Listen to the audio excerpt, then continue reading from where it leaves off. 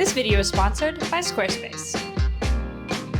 One of my absolute favorite people to watch on this app is Martina from Nerdforge. You know her, right? So in today's Steal Like an Artist video, I'm going to attempt to make her fantasy house out of clay. Genuinely scared for this one. So she actually has a template for her fantasy house available on her website, completely free, and you know I'm all about templates, so I'm gonna download this and then we can print it out. Okay, this is a thick stack of paper, by the way. So I decided to print it at 70% because I'm a little worried it's not gonna fit into my kiln. I really hate to size this down because the giganticness of this piece is kind of like the glory of it, but my kiln is only 35 centimeters tall. I just need to make sure this fits into my kiln, otherwise we can't fire it. But it's pretty simple, straightforward. Like you just cut out the pieces and then you have to like tack it together, just like a sewing pattern or something. So this says, does not contain shingles, shutters, staircase to the door, bricks or beams, just the main house structure. That's fine. I'm going to have to obviously alter some things due to like the thickness and the quality of clay versus cardboard and foam that she used. I have a feeling this is gonna look quite different. Also, it's going to be a different color scheme, but it is going to be an epic fantasy house build that I'm slightly nervous about. Not gonna lie. I do like these giant spires though. That's super fun.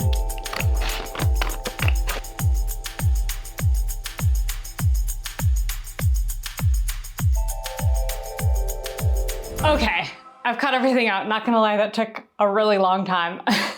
So the only things I didn't cut out are the interior bits. Because clay is squishy, I can just use a pencil to draw through the template to add those things and then cut them out. That's gonna be way more accurate than cutting them out now and then transferring it that way. So what I think I'm going to do is I'm going to kind of forget about these little pieces for now because I want to focus on the main structure. The tower, the highest part of the piece, is 32 centimeters right now, which gives us a little bit of wiggle room because we're gonna add some height with the base as well, I imagine. So this will fit if I make the roof detachable because I won't be able to fire them together. I'm hoping the rest is gonna work out. We are going to roll out slabs for these, and I'm going to do 1 centimeter thick slabs so that we have a much more beefy structure. I think that's the best way to do it. So let's roll some slabs.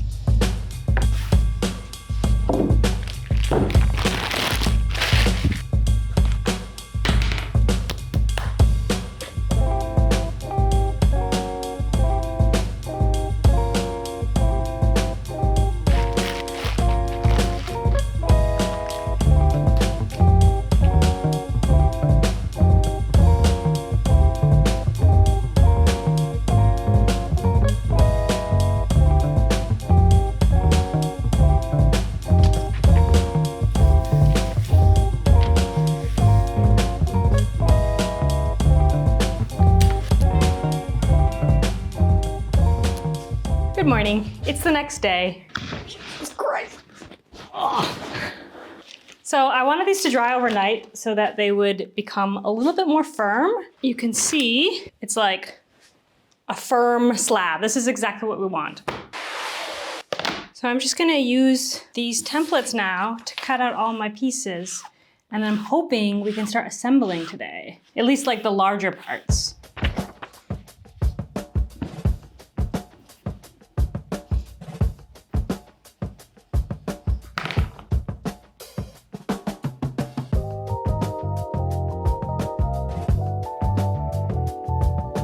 I'm going to keep the templates on top of the clay for now so I don't get things mixed up. It'll just help me keep things organized.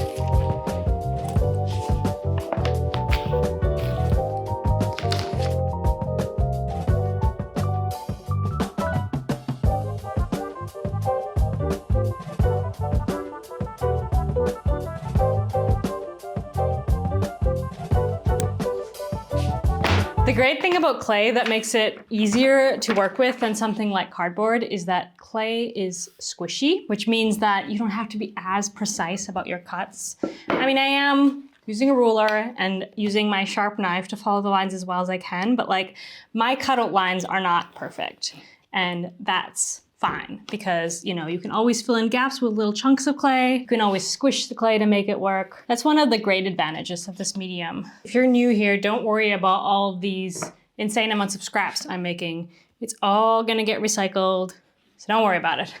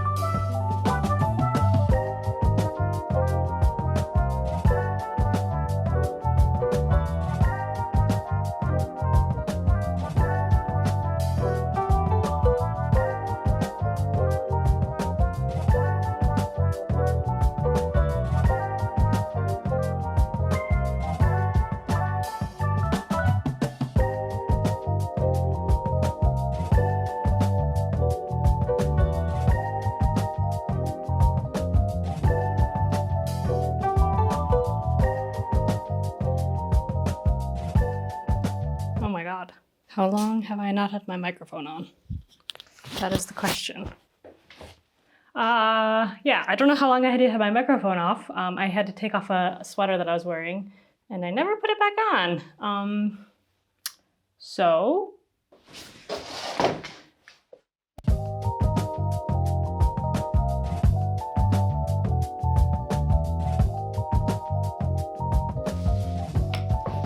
ta-da! I'm pretty confident in this. And what I just realized is that having these little guys here is gonna make moving this, I mean, I'm not gonna do it now, but like loading it into the kiln is always a topic. Like, how am I going to lift this delicate thing? And this is going to be really helpful. So great design. Last thing I need to assemble is the spire, the tower spire. Let's take a little break to talk about today's sponsor, Squarespace. Squarespace is an all-in-one website platform that artists and entrepreneurs use to stand out online. I've personally been using Squarespace ever since I started my online business because it has incredibly easy-to-use features, including their drag-and-drop website builder and integrated SEO tools. Whether you're just starting out or managing a thriving brand, Squarespace makes it easy to create a beautiful website to sell anything from physical products to memberships, digital products, and even services. You can also schedule appointments, create create on-brand invoices and send newsletters. And for the artists watching, you will love their cutting-edge design tools, where you can create a bespoke website that perfectly fits your brand or business. So head to squarespace.com right now for a free trial, and when you're ready to launch, go to squarespace.com/potterytothepeople for 10% off your very first website or domain. Now let's get back to the video.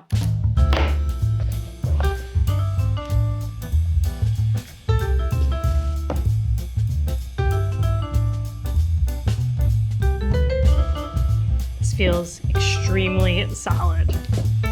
Good. I'm gonna shave off the edges of this and inside of this, and maybe I can get them to overlap. Just because when it's not going to be fired together, I wanna be able to nicely place it on and not use like glue or anything like that, ideally. I'll use glue if I have to. But I can bevel this inward.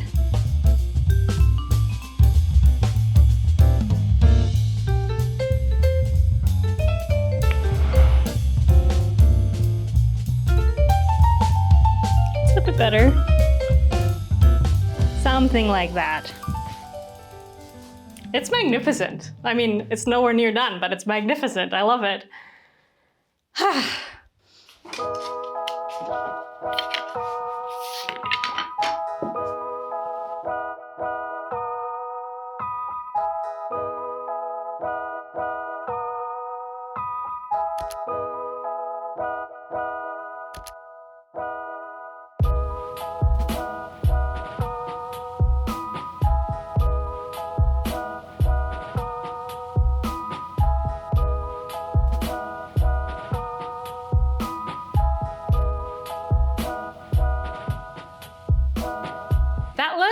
Pretty good. I mean, I still need to tidy it up quite a bit. It's still really rough, but I want to let these seams firm up before I go back in and start smoothing stuff. I think the next thing to do is to start adding these attachment pieces, which is really exciting because this is when it's going to start looking like a fantasy house. I need to cut out all of those templates that I haven't cut out yet out of clay, and I'm just going to use 1/2 centimeter clay today for the smaller pieces, the pieces that aren't structural, so that it's a little bit lighter.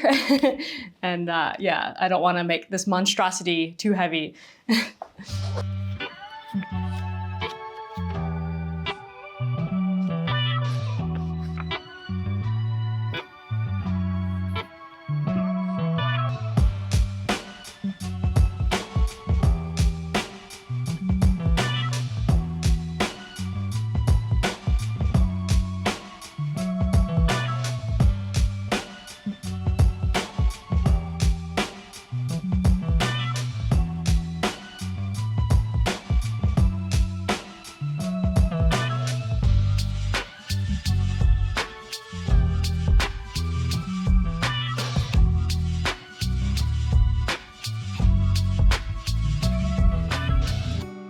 Well, it's taken the majority of the day, but I'm so freaking tickled with how this piece looks. It's incredible. I'm still a little unsure it's gonna fit in my kiln, so we'll cross that bridge when we come to it. I've added everything to it that I'm going to add to it. I know there's no door yet. Don't worry, I've got a plan for that. Now I think it's time to add the details. I'm gonna use this guy to carve away some texture on the roof so it looks like shingles. I'm going to also use some sort of carving tool to hopefully make a brick-like texture. This is the one I'm not certain, I've never done this before, so I'm not really certain how this is going to look, but I'm gonna try and get that like stone look inlay for like the bottom half of the house. And then I still have some slabs left, and I'm going to use that for adding the Fachwerk, the wooden beams that crisscross all throughout.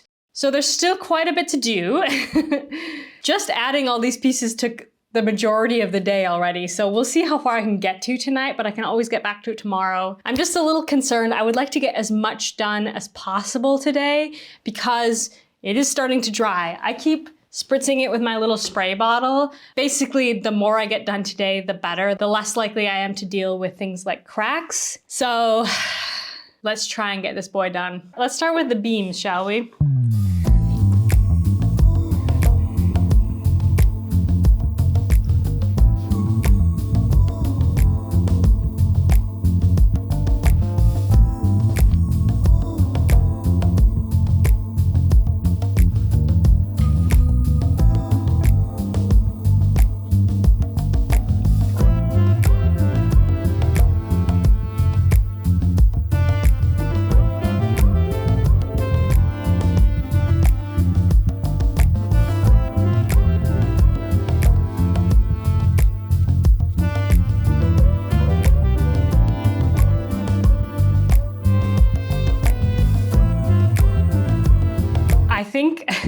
I think I'm done. I think I'm done for today. I haven't added my chimney yet because my roof, I don't trust myself to push into my roof, so I'll add my chimney tomorrow.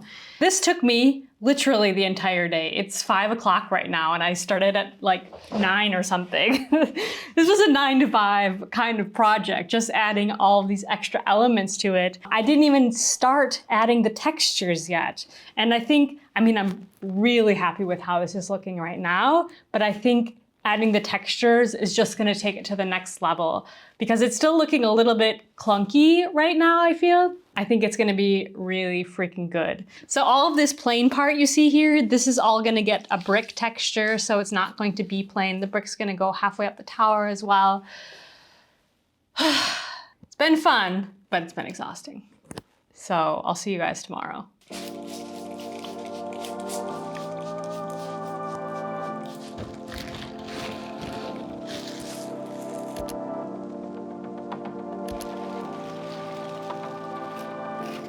Good morning. The plan is to finish this today, or like finish all of the alterations and stuff. I still need to paint it and do all the other stuff later. Basically what I want to do is add all of the textures today. So we need to add shingles, we need to add wood grain, we need to add stone, and we need to attach our chimney finally. And maybe I add a few other things. I was realizing this morning that I never added this cross beam up here. I'll be adding that for sure. Yeah, it's looking good. Do we try lifting? Lift test. It's liftable. Okay, let's do this.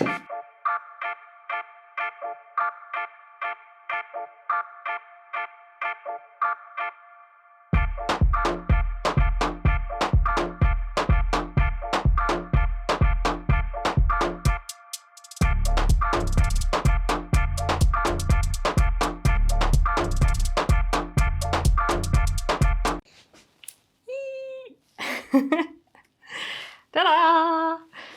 So I've gotten all of the shingles done and all of the stone. And last I have to do the texture on the wood. So I'm just gonna use a needle tool to kind of draw in some texture on the wood.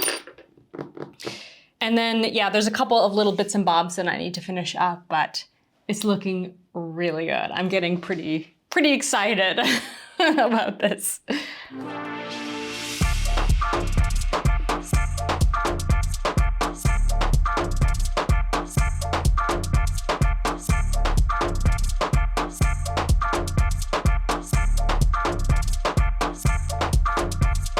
Look at this absolute beauty. I'm obsessed with this thing. Oh my goodness, all the little details. That took 100,000 years, but it was so worth it. I'm freaking obsessed. What a masterpiece. I am so excited about this. And guys, I made this. You have no idea what this is probably. This is a template of my kiln. So this is the dimensions of my kiln. I've been meaning to make this for ages, and I finally made one, and she fits. At a certain angle. I need to be careful as I'm loading it in, but like it does fit. I might break it as I load it in the kiln. Or I might like just the width of my hands. I might not. I don't know. We'll see how it goes. But let's just appreciate it as it is now. It's a beauty. It's a marvel. I'm obsessed. And I think I'm gonna put this in my garden when I'm done with it. I think that would be so cute. By the way, all the little scriggly bits here, all the crumblies that are on here, I'm gonna leave them on for now while it dries out because it's gonna be much easier to knock them off cleanly when it's fully dry. Right now, if I start to mess with it, the crumbs will get stuck in the actual lines that I carved out. So I'm gonna try and resist going like this too much and just let it dry. I'm not exactly sure how I'm going to paint it yet, but I'm going to think about it over the next few days while it's drying. So I'll see you then.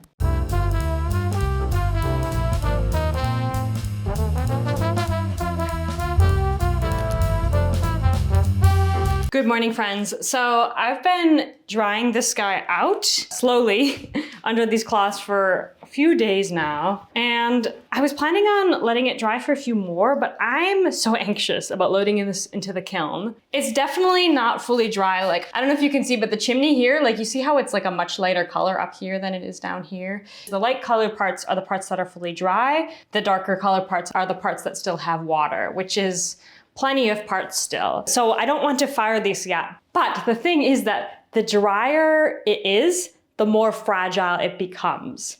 So I was thinking it's not quite as fragile now as it will be in a few days when it's fully dried out. So I don't have anything going on in the kiln for the next few days. So I think I'm actually going to put this in the kiln now and let it finish drying in the kiln to improve my chances of not just completely smashing this as I'm loading it into the kiln. I think that's what I'm going to do now, today. And I'm a little scared. But I think one thing I can do to procrastinate a little bit is remove some of these crumbs now, because they should just fall right off, yeah, if I use this tool. So let's quickly do that, and then we try and load it in the kiln.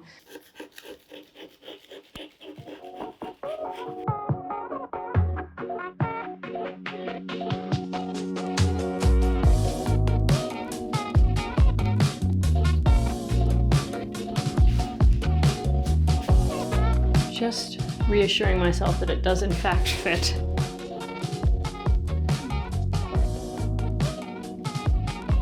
Let's try it.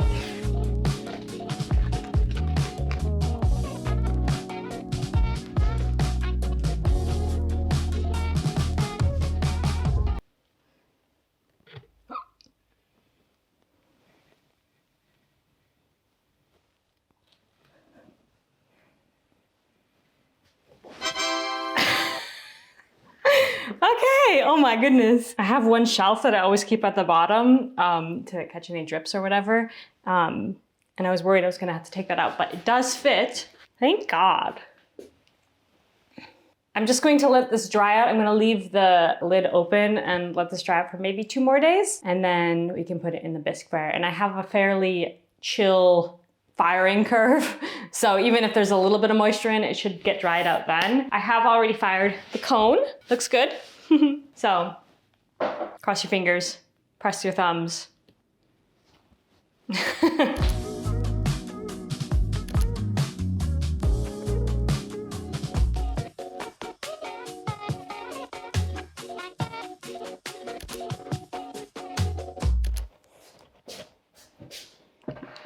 Can you believe this thing survived the kiln?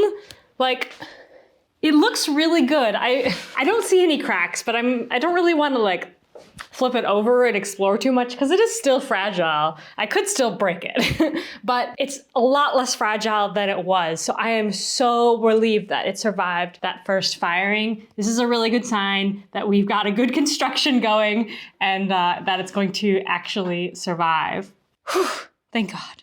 I want to do 3 different surface applications to mix it up, give it a variety, and also I'm hoping this brings a lot of depth to it. So we're going to, 1, do an iron wash over the entire thing. This is going to darken all of the cracks and crevices. I think that this is going to be really the key. Second thing we're going to do is use a little bit of underglaze. We're going to use 1 color of underglaze. This is just a brown, and we're going to use that on the beams because I want the beams to look wood colored, I guess. So that's what we're going to do. And that's also going to bring in some more contrast. And then last thing I want to do is glaze the roofs. We're going to use this matte black glaze. This is going to add another color, but also another texture because it's going to be a lot more satiny than the rest of the piece. So I'm hoping all these 3 things together would look really good. The other question, like the one question that I have remaining is if I should do something for the stones to differentiate the color of the stones from the color of the walls, which is just going to be the color of the clay. But I'm not sure. I'm really not sure because number 1, I don't have a gray that I think would work for them. And then the other thing is like, I don't want to add too many different colors here. We're trying to bring up the depth, but we're not trying to make it look like paint my numbers, if you know what I mean. I want it to be accurate, but I also want it to be cohesive. So first wash, underglaze, glaze. Let's do it. I'm just gonna add a little bit, like so much, to a cup. Try not to breathe it in. And then a little bit of water. And this is gonna make our wash. And this is kind of messy, TBH. Maybe a fluffier brush would be better. Do we have a fluffy brush? That's getting in there better. Basically, we're just trying to coat the entire thing with the stuff, and then we're gonna wipe it back, and you could already sort of see here that it kind of pools in the cracks. This is what we're going for.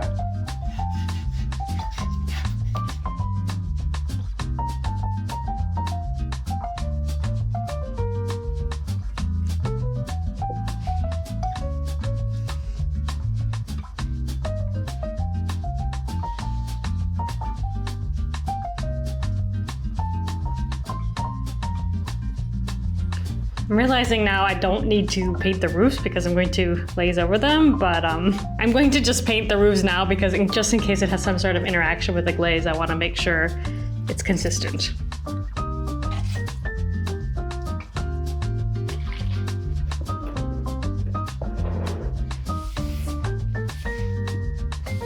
Okay, now we're just going to wipe it back. I'm gonna get another bucket of water, a little bit bigger this time. Sponge. There's no right way to do this. You just wipe it until, I don't know, until it looks good, I guess. You're gonna be probably pulling back a lot. And hopefully that black stays in all the crevices.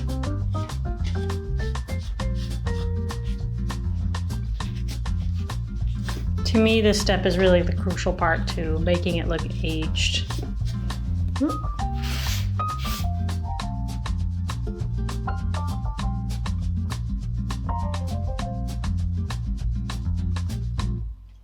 Okay, I think that's looking pretty good. So now let's go in with our underglaze. I'm using Teddy Bear by Amico. It's the only brown I own. It's probably not the best brown, but it's the one that I own. So I think it's gonna be just fine. I've been using it a lot lately. I'm hoping with the oxide, it's going to make it like even richer. We shall see. As usual, I haven't made any tests.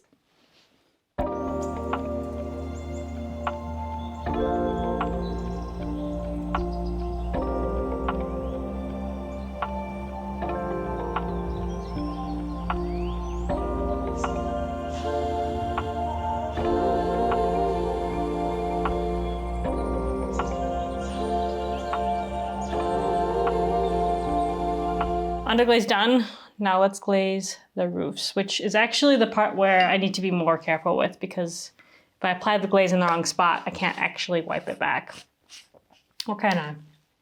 This is Anthracite from Beerset. I've used this so many times before, and I've added, it's called Glasurkleber in German. It's like a sticky substance that allows this glaze to magically transform from a dipping glaze into a paint-on glaze. So that's still in this, which is really, really lucky for this because I definitely need to be able to paint this on.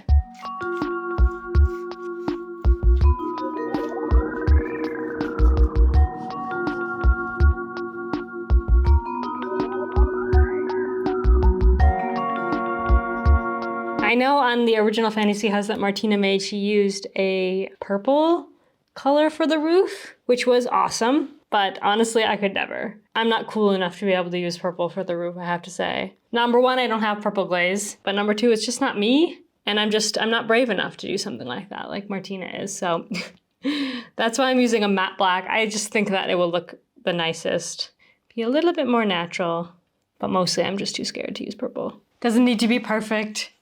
Doesn't need to be perfect. I'm finding it really hard to imagine how it's going to look like when everything's done because it's gonna look so completely different. Let's load this into the kiln so we can see the final result. I can't wait.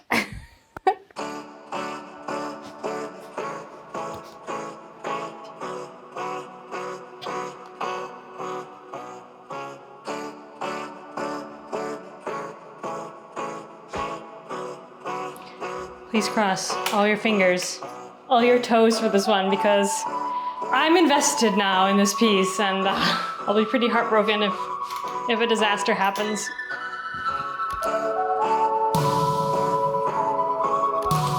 Good morning. I'm really nervous for this. I was laying in bed last night just thinking about all of the seams that I'm not sure about, all of the cracks that could emerge with this final fire. Maybe it's just like a pile of rubble right now. I don't know. So it's finally cool enough we can open this kiln. Oh my God.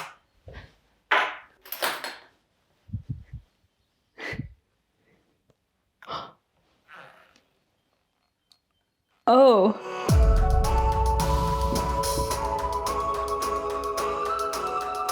You guys, it turned out so good. I cannot believe this. It turned out so much better than I thought it would. Oh my God. Do we have cracks? We have no cracks. It's solid. Like, my biggest fear was this door. Even this door. Look at how beautiful. Oh, wait. This fits shockingly well. It actually kind of, like, I'm trying to twist it right now. It actually kind of fell into place. I thought I might have to glue that, so that's amazing. I'm so freaking happy with how this turned out. Okay, let's talk about this. So what's interesting to me is how it's actually kind of purple here with the oxide. So all of this kind of dirty look, this is the oxide, and also all of the wood grains. The reason those are popping so well, that's because of the oxide. And remember how I was talking about how I was too chicken to do purple? I feel like the oxide makes it kind of look purple, which is such a cool little additional effect here because it's kind of making it, to me at least, it makes it kind of more fantastical. Oh, and the brown is just perfect. What I want to try, I want to see if I can light this thing up.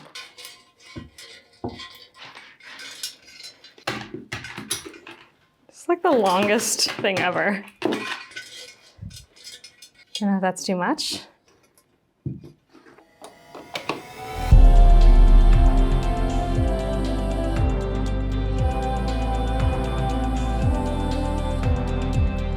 Wow, like, I actually can't believe that I made this. You guys have no idea. I had the idea for this project at least 6 months ago, and I was just so intimidated by it because it's like such a complicated piece of structural work. And the fact that it turned out like this, it makes me excited. So anyway, I have to shout out once again Martina and Hansi. I haven't forgotten about you, Hansi, from Nerdforge for coming up with this project. The design is completely theirs. They provided the template on their website and all credit goes to them. Yeah, thank you for coming up with such a cool project and making it available to us. They're creating some of the coolest things on YouTube, so go check them out if you live on Mars and you haven't heard of them yet. And if you found me through them because I name checked them in the title, hi, my name is Maya. I'm a potter and I do all sorts of crazy projects like this on YouTube, so follow along, I guess. Otherwise, I'll see you guys in the next video. Bye, friends.